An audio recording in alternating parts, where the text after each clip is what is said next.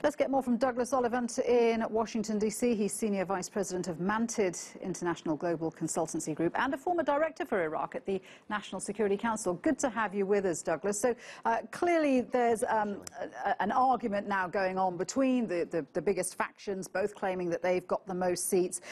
It looks like there is still going to be some tension to come and some agreements to be made before this process of making a new government gets underway. That's right. I mean, to oversimplify, you have the government proposed by Abadi and the Sadrists, which would be more Western-looking, more U.S., Turkey, Saudi Arabia friendly, versus the government that a former Prime Minister Maliki and Amiri would put together that would be more Iranian-looking. It's been a fairly tortuous process until now. There's been months of uncertainty. You had the vote recount in May. How important is it now for Iraqis that the process of choosing a speaker, choosing a new government now proceeds smoothly? Well, clearly they need to move forward as quickly as they can. There are a number of issues that need to be dealt with by a real empowered government, not just a caretaker government.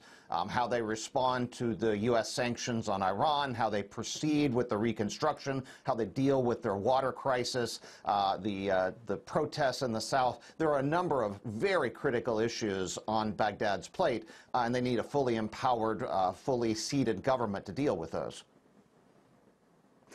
And how is any new government going to balance relations between its two biggest international partners? You've got the US and you've got Iran, and they clearly don't see eye to eye. Well, that's going to be tricky. You know, the Iraqis would love a world in which they can just be friends with both East and West. However, neither their patrons to the East nor their patrons to the West seem to be inclined to let them do that. And so they're in a very tricky situation that they're going to have to be constantly balancing between their very large neighbor to the East and their very powerful patron in the West. Douglas, thank you. Douglas Ollivant, good to get your thoughts there. Thanks very much indeed for that.